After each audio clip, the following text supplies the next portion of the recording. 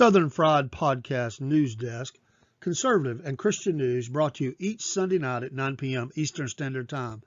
We will be covering news that affects America and you. From politics nationally and to the state level, we will discuss topics that are breaking each week and get your input as well. Join us each week for news from a conservative and Christian outlook.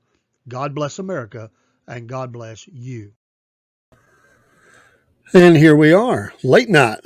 Hope you've watched the debate. We just wrapped up. There's the talking heads are giving their thoughts about it. Thought we'd come on, knock out a few things, a little bit of analysis. Don't know that there would be another debate.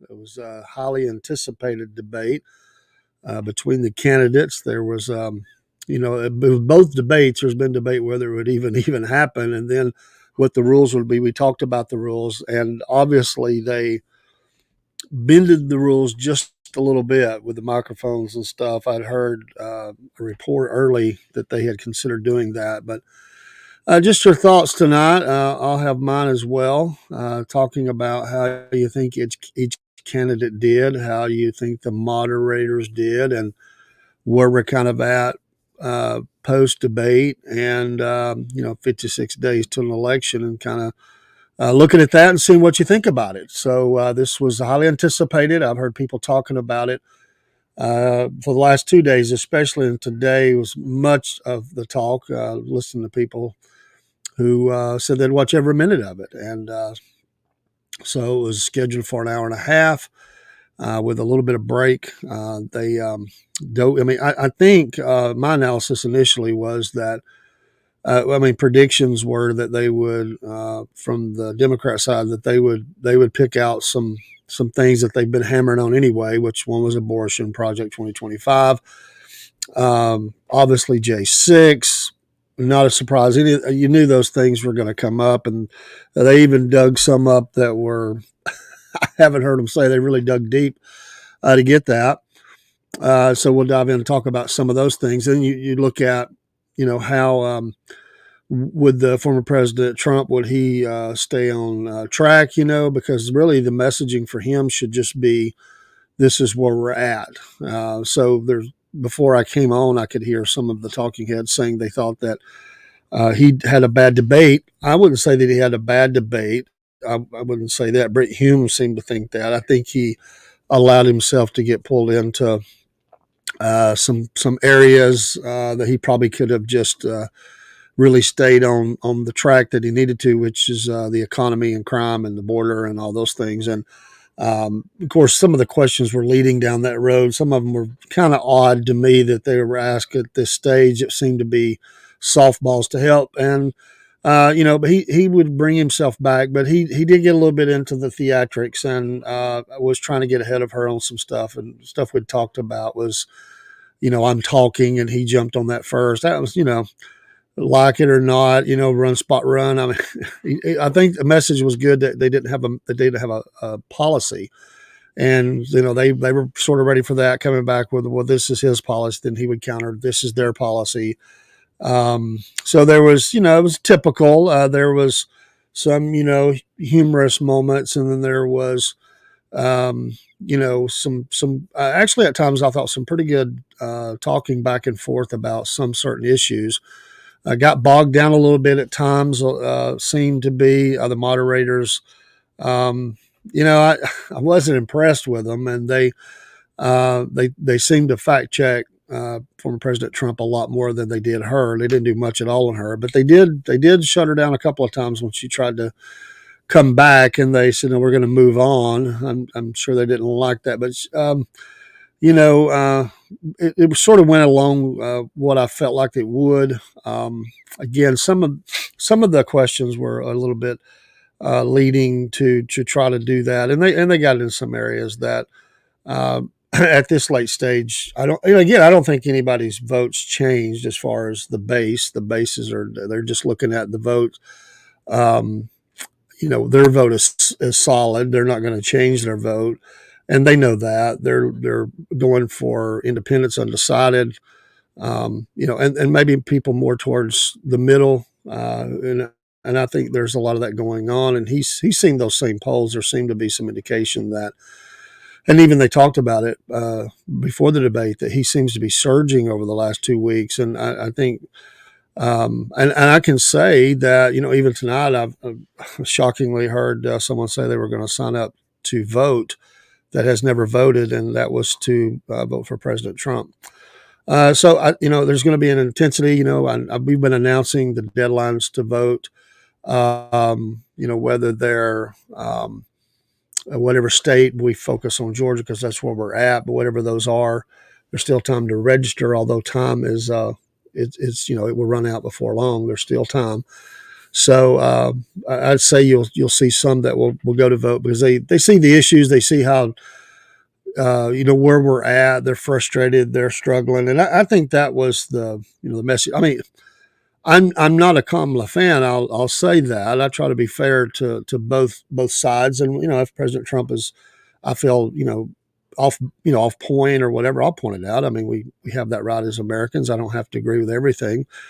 And I don't, nor should I think we should call those things out because there's things that are important to us, and sometimes our candidate gets bogged down into stuff, and street fighter. That's what I've always described President Trump, and he knows how to, he'll go there, and they know that, so they were baiting him a little bit, I think, probably with some of that, but. I just, as I was saying, I'm not a fan of hers at all, and or the administration, and because we're conservative, and it's amazing how often you tell they had really prepped her really hard to focus on faith and democracy. That's been a drumbeat they've been hitting on democracy, and that they're the democracy candidate, she is, and he's not, and he's against democracy. And of course, they have a very twisted idea of democracy, and the whole idea that he was going to destroy the Constitution. I mean, there were some really laughable moments where they really went to some stuff. But, it's just really started off the debate very cringy. I mean, her opening statement, I was born in middle class. I don't know. Her voice is never good. I mean, to me, it's just cringy. And, it was like, I was born in a log cabin or kind of talk or something. She does tend to, drift a little bit too, and gets into areas that are, really kind of, where are you going with this, and then try to bring it back. But, you could tell where they had been prepped really hard to look for some of the landmines and pitfalls that go into debate and talking points on top of that. I think very early on, if you watch the debate, there's first of all, they definitely were trying to, you could, body language tells a lot. I love body language experts. I'm not one, but you don't have to be an expert to notice things. And it was very obvious that they were, trying to be on the attack and look, even from the opening walkout. I wish they'd have walkout music too. Wouldn't that be? It's just too quiet, right? No audience. I mean, you hear the feet, clapping across the stage. I don't care for that. It was like a funeral parlor or something. I mean, they're the only ones there, and some of the technicians and camera people. So the stepping across the stage. I mean, they should have had some music, light music or something playing. And then President Trump obviously went towards the podium. She sort of goes left to sort of intercept him there. He goes behind the podium. There's again how you approach leaders do this all the time. You'll see that, I've seen this between Putin and Bush and different ones, and even foreign leaders. So then she goes around the podium and goes and introduces herself like, well, hello, I'm Kamala Harris. She goes, good to meet you, but it was obvious they were going, trying to go out and be very strong, be, on the attack and everything. And sort of I don't know if they thought they could put him off, and it's not going to work. I mean, but I know the image is for the cameras and for the people out there that she's a leader. She's going to him, but then it just like with the last debate, but just a different person. It was very obvious that, President Trump he just wasn't going to look her way. He would sort of side out or just kind of glance that way. I don't think he was looking at her. And she couldn't take his or her eyes off of him. I mean, you could see that in the camera shot. The same, a different look because obviously one was Biden and one is her, but that she was constantly staring at him, and the facial expressions were much more pronounced. And he kept it very stoic, except for at times he would give the little grin he gives, or every now and then he'd look up at the clock, and it's like, let's move on, And so that was the first part of the debate when they really started. They didn't really start off with heavy things, and they were trying to both make their points. And I waited for a while, and I really went too long. That President Trump, I thought, waited too long. I would have brought this up a lot earlier, because he's wanting to be the leader, the president of the United States of America. Well, and he did a good job through a lot of the debate with hammering on their performance, and then also making mention, of course they didn't, she didn't like it. He would, where's Biden? Where's your boss? Well, who's running the country? A lot of Americans, they're wondering the same thing. And so he did really good. But what I was going to say, I thought it should have come out earlier is okay. Yes, you're a part of the Biden administration. These policies, you've went along with them. They're your policies, and you don't even have a policy. It's for the whole run, spot, run, the 4 lines, and yeah, they're very vague. They'll throw loose things out there, and they don't have any depth or meaning to them a lot of times. And the Democrats are famous for that. But to bring up that she was the border czar, this has not been brought up enough. That one of the first things you were given to do. Vice presidents, routinely are not given a whole lot to do. They're maybe they're to go visit, other countries at times. They're to show up and be there at big events, and to stand with the president. So they sometimes can get lost in their duties around the world, and sometimes they'll just send them away. And President Obama did that to Joe. I mean, he would just send him away places, and but her first job was you're the border czar, and then what are you going to do? Are you going to what job did you do? This was your job. This is what you were.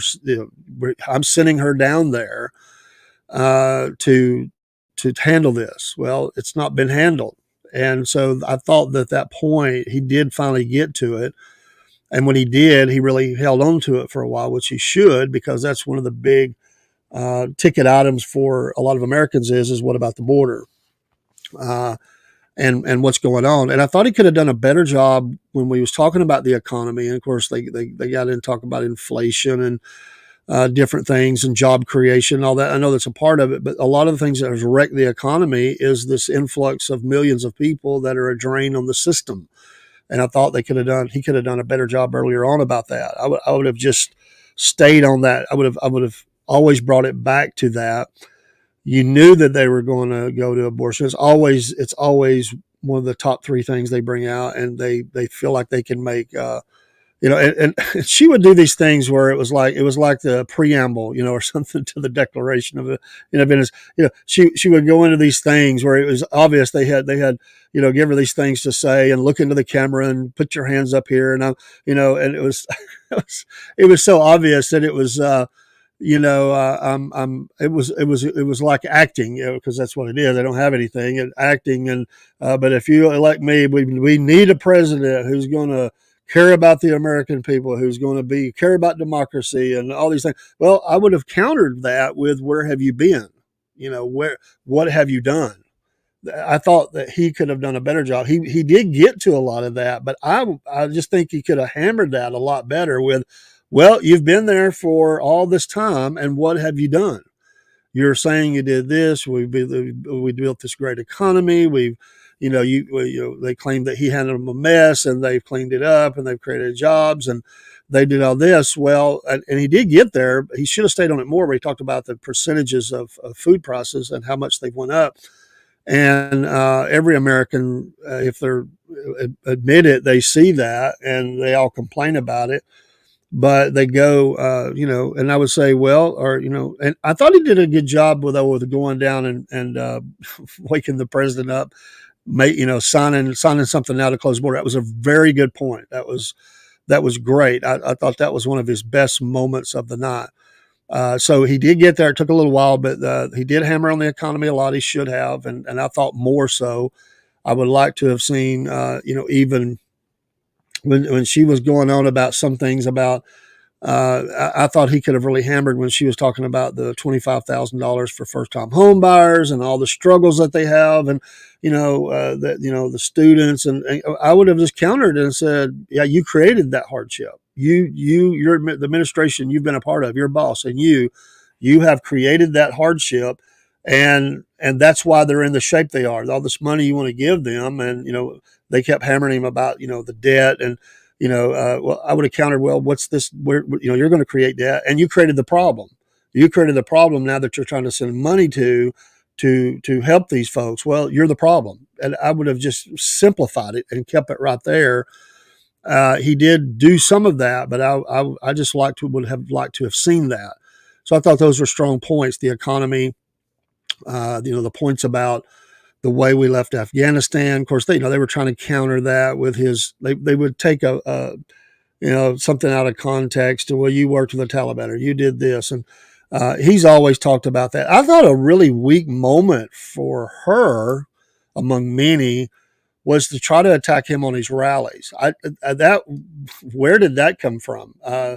They thought that would be a funny moment or something, that people leave early, they get bored.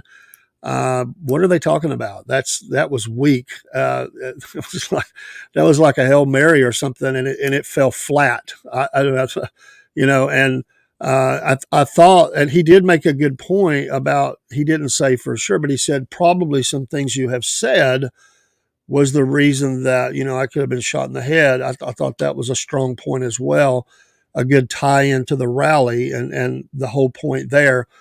I really thought, because there had been some talk in the press, they've tried to mock him for the bandage on his ear and that there's not a lot of damage or something, regardless of the fact there was a bullet that went whizzing by his head. If he hadn't moved, he would be dead.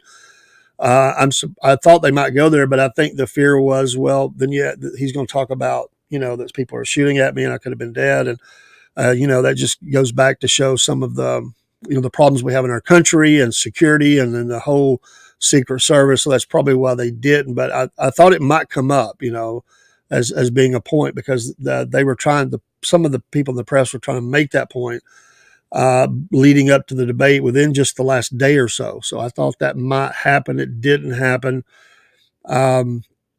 And you get into that point in a debate where they're both talking about what they did, bragging about this, or the experts say, and Americans can kind of get lost in that, and not saying they're not smart or can't understand. It's rattling off. You're talking about this expert. I thought it was a mistake by her to bring up the Wharton Business School. I knew that he had went there, and they were trying to, that was not a good track for them to take. And I thought he probably could have spent a little more time with the unions and stuff, because there's, they're struggling, jobs are leaving, and, companies are leaving, and they probably could have went a little bit more there.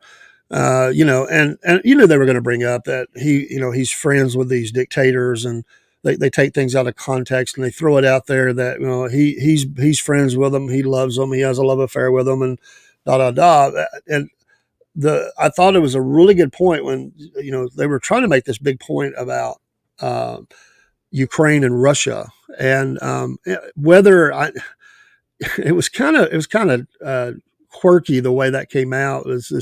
He was making a point about her going over and negotiating, and it fell.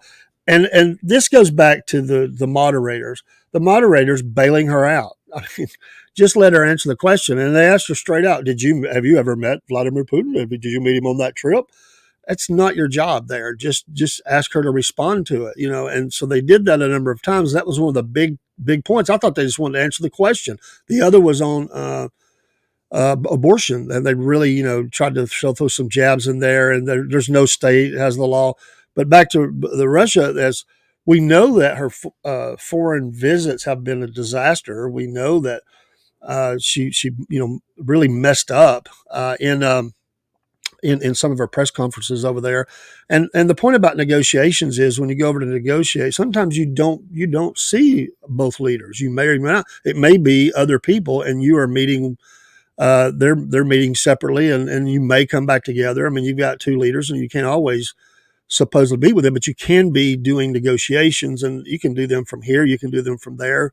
It's always the photo op to go there and be on boots on the ground, so to speak. or heels on the ground, or however you want to say that.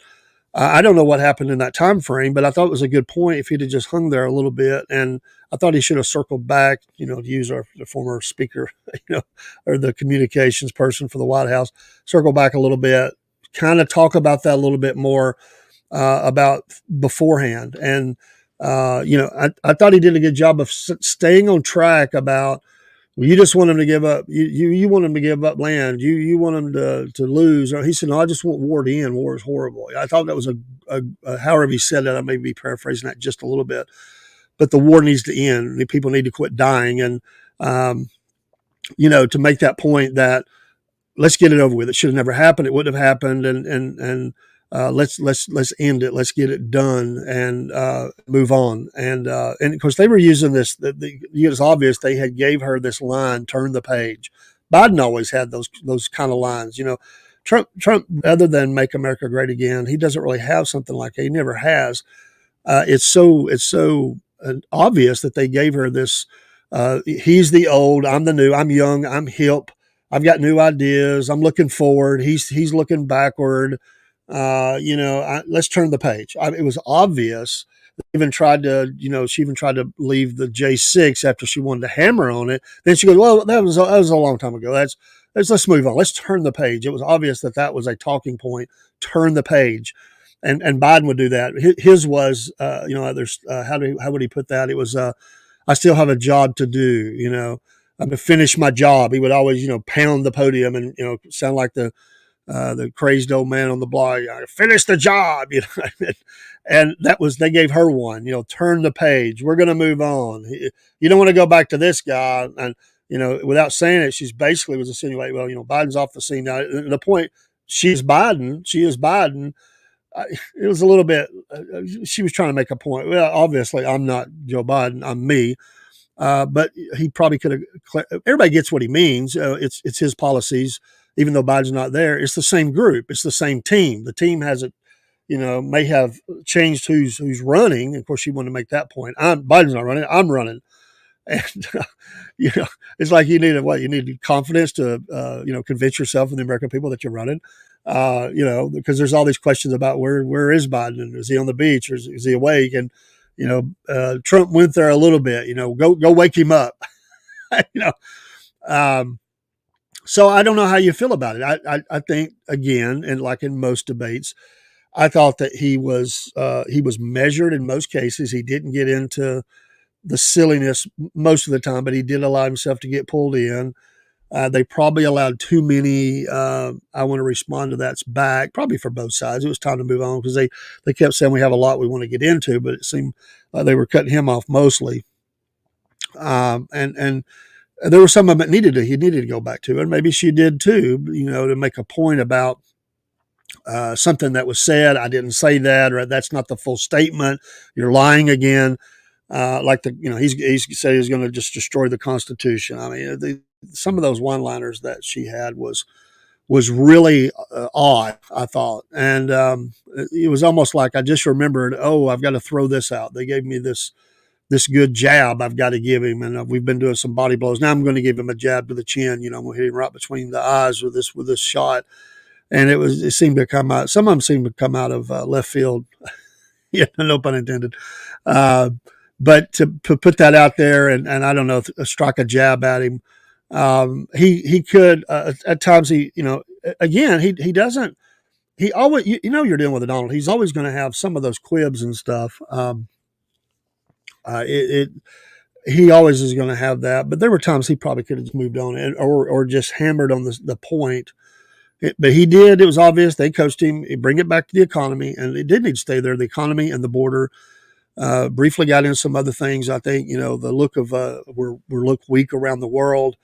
They were trying to make the point that all these people, and it was funny they listed all the ones that he fired, or all these foreign leaders. It's amazing how much she said she's traveled around the world and talked to a lot of people, or around the country and talked to a lot of people. And I don't know, that seemed to be, it seemed to be a little empty. It didn't seem as heartfelt as I think they thought it was going to be, because she's not done a whole lot. I mean, when did she make all these trips around and talk to all these people? And when did they go into the diner and, go see people like President Trump has, even during a trial? When did they go in there and really talk to the common, the people, and this was obvious that they wanted to make a point about small business when they're the ones that's wrecking the economy for small business. We're talking to small businesses on this podcast, and they've all expressed, how they're trying to hold the line on pricing, but everything they buy to have their business, whether it's a restaurant or whatever, everything's up, and it's very difficult. But they also realize that their customers are stuck. They don't have the money, and it's a tough balance. How much can I move up to? I got to make a profit, but if I raise it too much, these people are they're not going to eat here, or they're not going to buy here, and it's really tough. It was a lot. Well, I'm the champion of small business. No, you're not. No, you're not a champion of small business. You are crushing small business. This is one of the things we've been really since we've been a podcast, is we want to talk about the small businesses on Main Street America, so to speak. That's what we call it. And we want to interview those folks and we do the free infomercials for them. And we send those to them so they can advertise and stuff, because everybody's got their hand out and advertising is expensive. We don't do that. We may be small, we're growing, but we're small, but we can take and we do promotions for them, and we'll do an interview with them, and we'll give that to them, and then we'll keep promoting their business and keep going. And there's no cost to that, because we understand the high cost of running a small business, any business, especially small business, and how it's so narrow a margin to have a profit as a small business. And small businesses are dying every day. No, they're not the friend of small business. She's certainly not the champion to small business. And I thought that was an idiotic remark. And there's no way you can say you're a champion of small business. And they were trying to throw around some numbers and all this stuff. It's just, and he made a great point that everything she said right here, they're not going to do on the first day. They're going to do the exact opposite. The exact opposite. They tried to turn some statements that he made into just sound like, well, he was loony, he's nuts, and sure, people that are pro-gun, they see that the administration is there, and others like that have really tried to do things to eat into their Second Amendment rights, or they're finding new ways to do it, to fight. Even the gun manufacturers have had to move to stay in business. There's the insurance, the regulations, and all the things they're trying to do to hurt gun makers, lawsuits. There's all kind of ways they're trying to crush them. And she wants to make this statement: "I'm a gun owner. I'm a gun owner. I'm not getting rid of the guns." And it just seemed to be fairly empty to me. These are not the people out being a champion for the Second Amendment. They're not the champions for gun manufacturers or the gun owners. In fact, they attack them. And so, again, nobody's going to buy that from a conservative side. On the left, maybe they cheered, yeah, but how could they even believe that? They don't like guns either. Some of them. There's some liberals who have guns for hunting and stuff, but they're for a lot of tightening of that. They are for different things they're trying to put in place against, and they always call it the wrong thing, not to go down the gun road, but assault weapons. They don't have a clue what they're talking about. But now they're wanting to be a champion for that. But the bases are not going to change. Again, this was for the undecideds, the voters in the middle on both sides of that line, whether they're more middle of the road Democrats, and there are a lot of them, or Biden people, even Biden supporters who said, "I'm not voting for her. My vote was for Joe Biden," or more middle of the road conservatives. And I'll say it again. I've said this in the last couple of days. President Trump has shifted slightly to the center. He has, especially on abortion. And he's walking a fine line there because of his extreme right, who pro-life, and he's trying to navigate that. And he's stayed pretty consistent. He's saying straight out, I believe in this with these exceptions, and there's people obviously not going to like that, but he's taking he said, look, this is dividing. It's they've used it to divide the nation for 52 years. I've sent this back to the states. He did a real good job of trying to stay away from those pointed questions that they ask him. Well, you just answer the question. Answer this question. He said, I don't have to. It's back on the states. I don't have to talk about a veto because she'll never get the votes. I thought that was a good spot for him to talk about how she'll never get the votes, and she knows it. She knows it. Those were strong moments. I would have liked to see more moments like that, actually. Um, I think it was very tacky by the moderators to bring up the race the way they did. I'm talking about being black, or that was a bad moment. It didn't sit well. It was all obviously, to give her a moment to go down that road.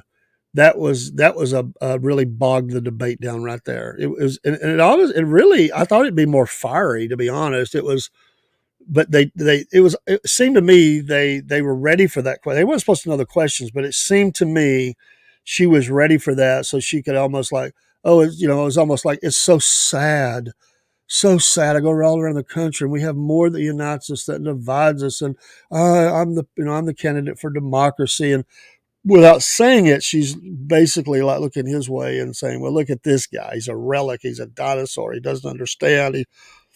And they go back and they pull up this, what, I don't know, whatever old 40, 50-year-old story, whatever it is.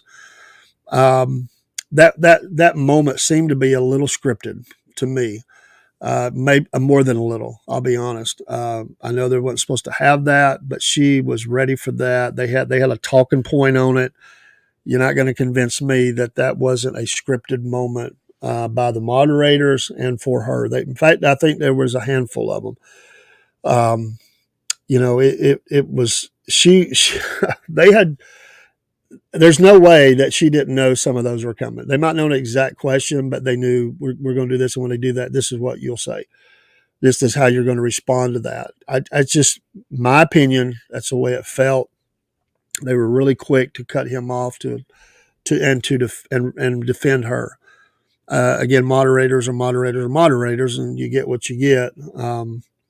I really wish that I don't know if President Trump is knowledgeable enough of late term abortions and partial birth abortions. I know he knows some of it, but that got left a little bit unsaid. It was a little choppy for me, the way that they shot him down really quick. There's no state in the union where that's legal, and you know it. And they moved to her, and they didn't give him a chance. When he came back to it, there was a lot he could have said there, and I felt like that was a point where he didn't respond very well. He kind of went back to the same talking point. There was a lot he could have said there. He wasn't ready at that moment for that, and I would have liked to have seen him expand on that, because those of us that are Christian pro-life, there's just a whole lot that could have been said. There's so many things avenues he could have went down with that, from the horrible, like the Gosnell, genocide that was going on in Philly, and the young girls, and how they've been done, and this genocide to young minorities in the inner city, and all these great people that we could have had, making America better, and they're just eliminated. And then the horror stories that you hear of things they were talking about. They can't get, that was healthcare. They can't get healthcare. Well, they can, but let's talk about what are they getting, and what laws are being broken, and some of these whistleblowers and stuff. And if you want to go down that road, let's go down that road. And that was a week for me. Again, I think he wants to stay away. He don't even want to talk about it, obviously, and they know that. So that was already prescribed. We're going to talk for this several minutes, and then they came back to it again. President Trump does not like talking about it. He wants to wash his hands and say this is where it's at. It's on the states, and he doesn't want to talk about it, and stay on the other issues. And I think at that moment he probably needed to talk about it, but in a way that she would have been wanting to move on, because he could have schooled her on some of the atrocities and stuff that they talk about. Oh, is this what you want is this what you're talking about? And he could have brought up many things there. So again, it's a debate. It's live.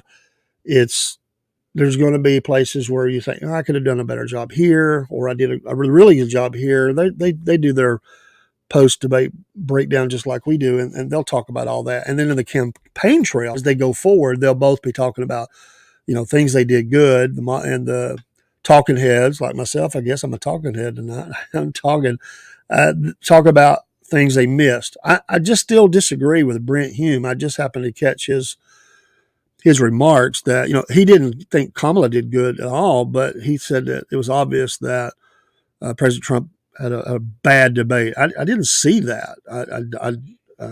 I didn't. There were moments he could have done a lot better.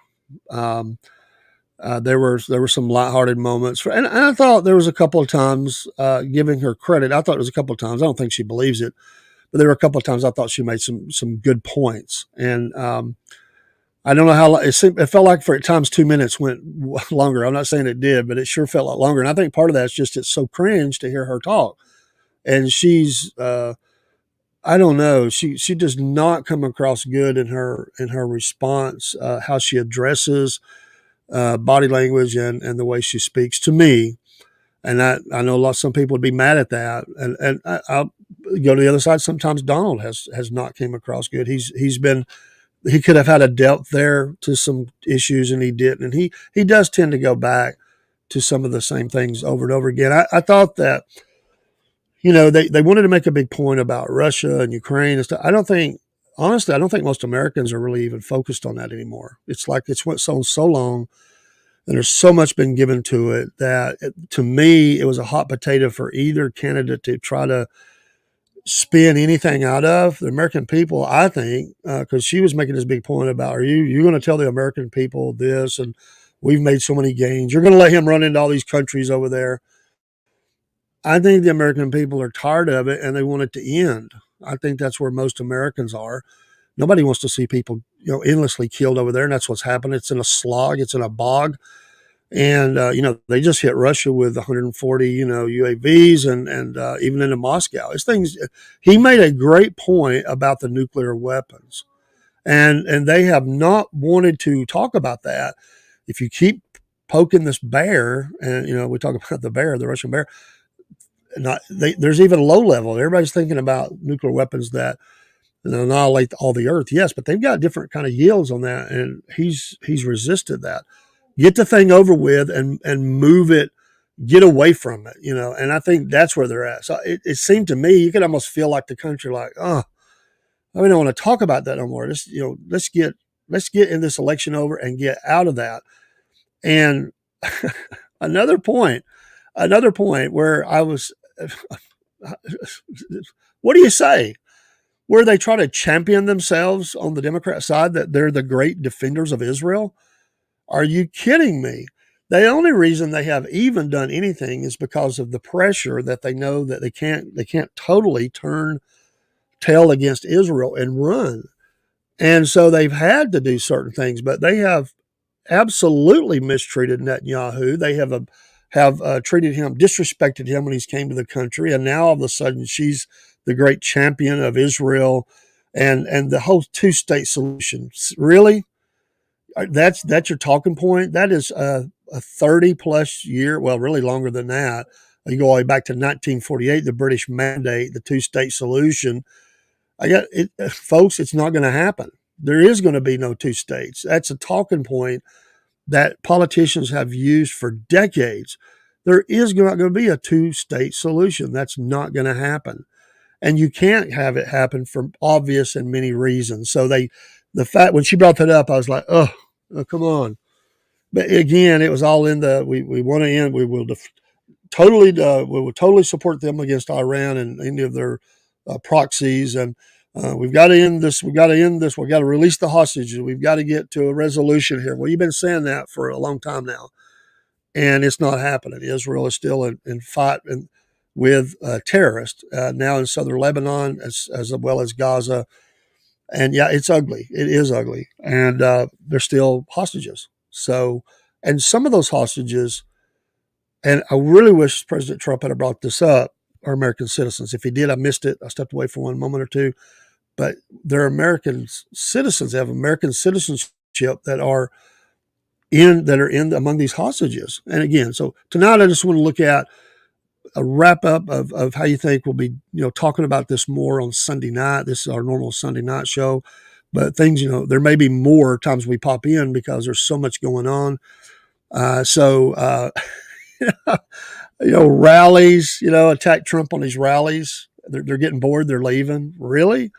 Where did that come from? The champion of Israel, uh, the champion of the economy, flat, very, very flat. Um, I think by now, I'll be honest with you, J6, however you feel about it, that one being brought up, it just seems to die on the vine, as they say. And even she's using it in the turn the page, but it felt like the whole debate went flat during those times. Like he said, it's the same points. Well, you didn't say this. Well, I did say this. Well, you took 2 hours. Well, I was just there to speak. I didn't. It was Pelosi's job. I thought it was a good bam bam, but it was time to move on. And I'm not saying anything. We need to look into the J6, and these people that have been railroaded and all that. It was a great job by President to bring up Ashley Babbitt. Great job. That they were ready to move on at that point. If you notice, they were ready to move on and get away from the J6. It still amazes me. They're still trying to have this talking point of Charlottesville. They still have the talking point of the suckers and losers. They didn't quite say the phrasing, but that's what they were talking about. There are people that believe that. They believe it wholeheartedly. But to me, it just seems empty right now. We're 50, we'll be 55 in the morning, I guess, days away from the election.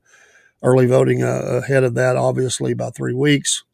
But the point is that the American citizens right now, cost of energy, cost of food, jobs, all the things that they have, and the debt is, and I thought both sides really done a bad. Nobody explained debt. No, it was just a word thrown around. We're in a precarious, horrible position in America with our debt. Every American knows that. There's a lot of people who don't want to admit it or talk about it, but we will. And the trillions of dollars we're in debt. I didn't hear either candidate really have a plan there. That's alarming. That should have been a talking point. And President Trump should have been able to take the lead. They were trying to hammer him, saying he increased the debt. He should have had a counter to that. His was grow the economy, but they should have been, I would have said, well, you've sent all this money over there. He sort of alluded to that, but I thought that they could have been expanded further. Again, some of the questions were rolled out a little choppy. I blame the moderators for that.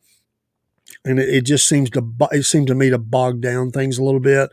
And there were points where it was Kamala's turn to talk, and she seemed like, I don't even know what to say here. As you could tell, she was gathering thoughts. You're like, and the longer it went on, she seemed a little tired.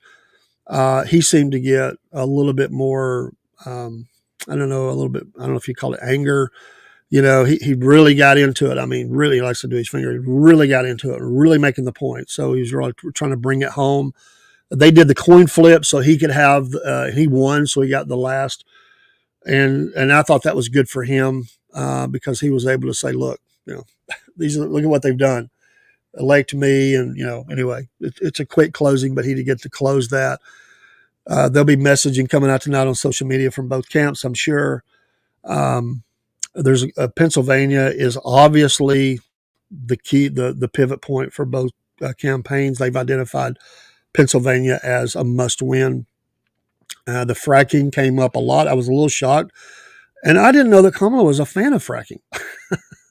I will always be for fracking. I don't even say it again. I'll say it now. I'm always going to defend fracking.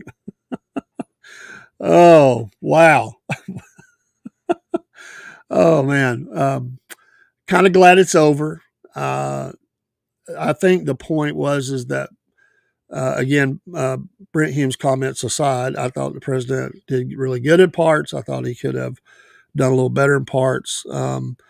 Given the other side, there was a couple of times it seemed like they made some good points, but again, because of their record, they're empty points.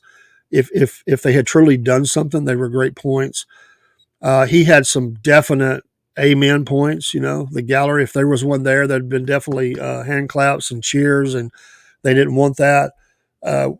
Best line, I don't know. What do you think's the best line? I'd love for somebody to pop in here and say that. And we'll be getting off here shortly because we have a 6 a.m. morning show we're going to do in the morning. And by the way, here we are on September 10th. We know tomorrow is the anniversary of September 11th. Doesn't get the coverage it should. We will talk about that morning and offer prayer on our morning show for that. I'm going to have something to put up on the screen ready for in the morning.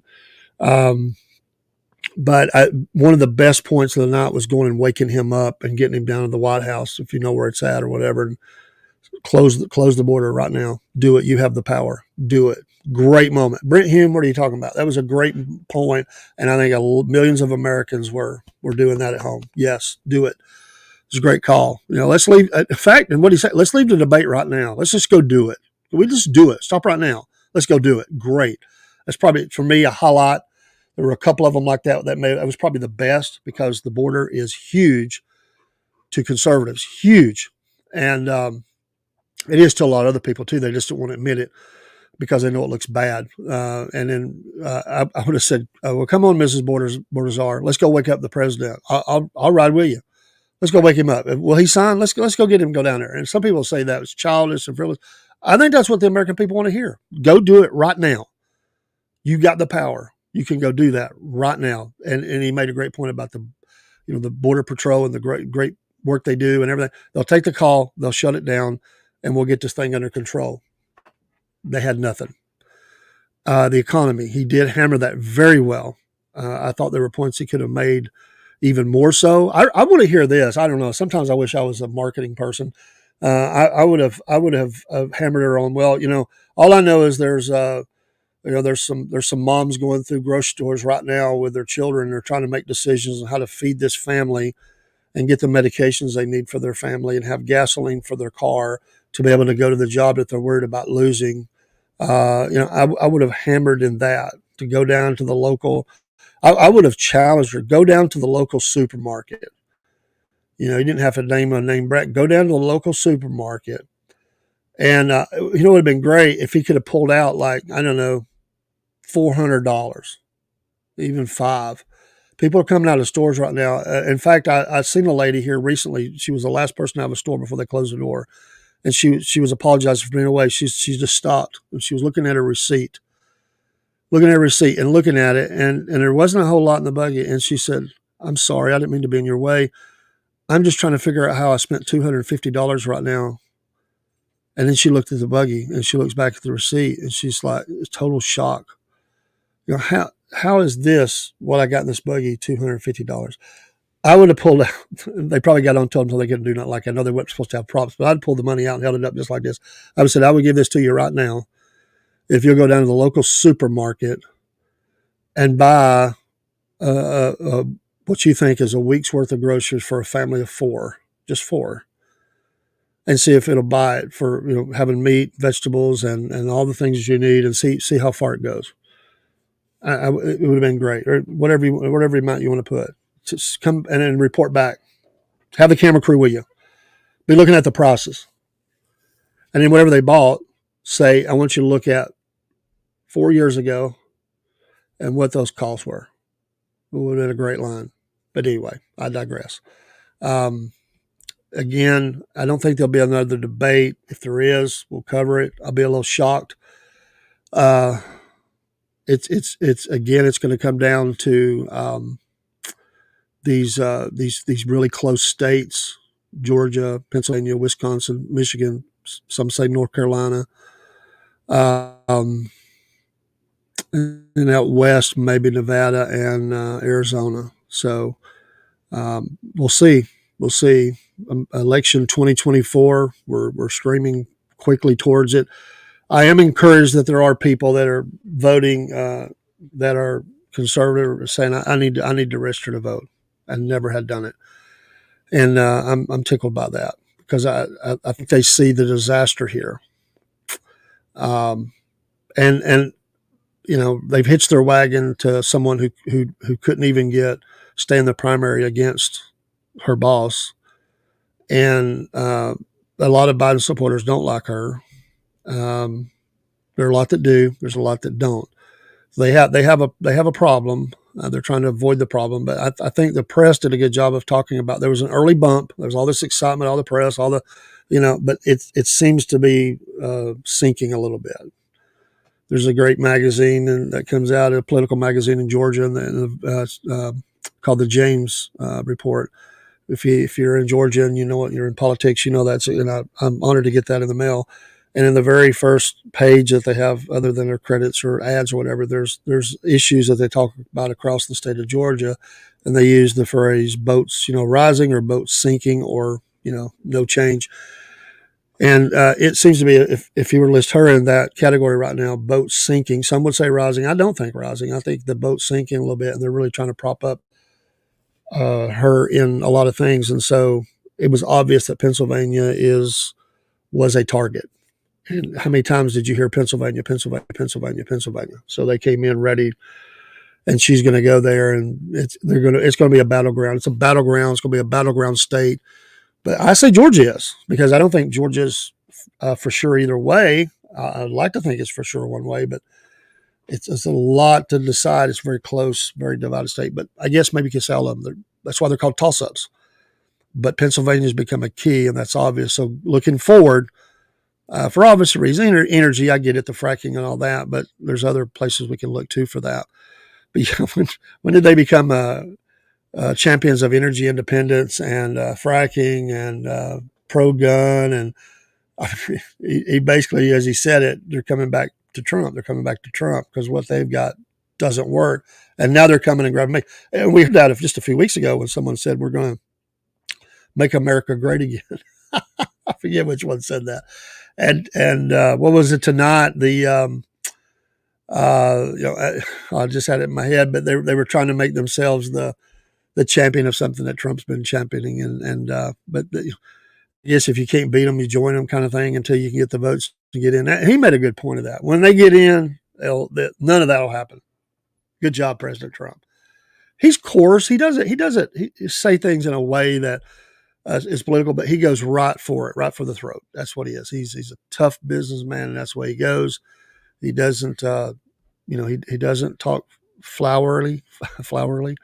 He goes straight in, and a lot of people like that. And so they were obviously trying to do that with her, make her softer, and I'm here for you, and you need somebody on your side, and we're gonna help you out. We're here, and it was like, oh, come on, cry me a river, At least that's the way I felt. That's my personal opinion. I don't know how you felt. I'm not telling you how to think. This is my post-debate reaction. I'll have a lot more thoughts Sunday night. Dive in a little bit more, look a little bit more at the interchanges, and this is just immediate. I didn't write notes, but I made mental notes, and I didn't want to take the time to be writing while I'm watching and paying attention to everything, because I wanted to see the body movements, the facial expressions, all of that plays in. And if I'm making notes, I didn't do that, but I'll go back and make some, and we'll have some points off that. I'll have me and my partner Rob. We'll talk about it. Maybe we'll have some guests to talk about it. So we're going to get off of here and wrap it up for tonight. Thank you for those that have joined in. We appreciate you. We'd say, first of all, go vote, pray for our nation, do your research, and, let's make America great again. Again, I've somewhere here, I got my hat. I think I might have moved it, but I've got my Make America Great Again hat here from 20, and I'm going to get me a 24 hat this week. I just haven't been out to a store to do it. And we'll be back again in the morning for our morning show, our Wednesday hump day. We'll be halfway through the work week. And then Wednesday night is our hump day news. It's a little crazy. We talk about some weird, odd news stories. The debate might fall into that because there was some weird and odd that came into that. So might end up talking about it some. Be looking for some other programming. We have a new show, Southern Talk, that's going to be coming. Still putting that on. I'm hoping Thursday. Tonight was when the debate was. I really wanted to do tonight. It just wasn't possible. And another sports show will be popping up. We're just trying to get all those fit in. Friday is another morning show, then Front Porch Talking at night, and then our weekend programming. So join us. Stay with us. Like, follow, share, subscribe, all those things everybody tells you. Probably get tired of hearing it, but we do appreciate it. We have a lot of people follow us on multiple streams. We're working on we've got a new one we're kind of in. It's just for smaller stuff. We've added another one, and we finally got Twitch back online, I think, and we're back in there live on it tonight. We had some problems with it for a month. But anyway, that's neither here nor there. It's behind the scenes stuff. We'll work on that. Love America. Love God. I'm proud to be an American, like the Lee Greenwood song says. I'm proud to be an American, and I'm just frustrated with things I see that's going on in the nation. I am very active behind the scenes or in front of the scenes. I mean, I work in a precinct. I'm a poll worker, assistant manager, and this is my right as an American to have opinions and stuff. But when we get there, we don't talk about those things. Electioneering is not allowed, and we don't. I come from a very conservative area that is will be pro-Trump. He'll landslide this area. Not to say there's others that won't vote for Kamala, because there are, but it is a very conservative area that I live in. But that's not so for all areas. So we'll see. Have a great night. Be safe. I don't know if they've caught the guy in Kentucky. You know, they were looking for him. Crazy stuff. Pray for the school shooting in Georgia. In fact, at some schools in Georgia, there was a false flag report sent out. Somebody had sent out trying to scare schools. Had to deal with that today at my granddaughter's school. Other parents calling me, and they were just getting information, and they had to put out something about the safety and security of the schools. You get all these people that are trying to do things. It's horrible that they do stuff like that. My granddaughter was, she was like, I don't, see it. It's just kids being dumb. She didn't perceive any threat or anything. She wasn't worried. So I don't think there was a mass exodus of kids trying to come home. I think some of the parents were more concerned than they were. Not that they didn't have concern, but they saw it for what it was. Let's pray for that kind of thing. It's horrible that we have those things going on. I let the investigation play out and the court proceedings. But let's pray for those families that are, their lives are changed forever. And that is so, so sad. Pray for our military, and again, pray for the elections and pray for the safety of the elections, for the voters, for the candidates, for poll workers and everybody else, that we do not have violence in this nation. And violence is never the answer. And we need to pray and seek God's favor and just pray that those things will happen. Let's pray for those first responders that will be responding in cases like that. I anticipate an uptick in security this time. We always have it. I don't know anything, but I think there might be more just because of what we're dealing with. And let's pray that none of those things happen. Anyway, good night. God bless. We'll see you in the morning, 6 a.m. bright and early. Don't forget our morning funny and morning devotion. That will be airing at 6 and 6:30. We come on at 6. We'll do a shout out to a city in America that's kind of odd named. We do that. And we will also recognize 9/11. And we're almost in 9/11. We're, almost midnight here in Eastern Standard Time. And so let's pray for those families that still grieve today. It never stops for them. And one other thing, our focus on 22 days or 22 suicides a day for our military veterans. At the minimum, we think it's a lot more. We're in 22 days of recognizing that, bringing attention to it.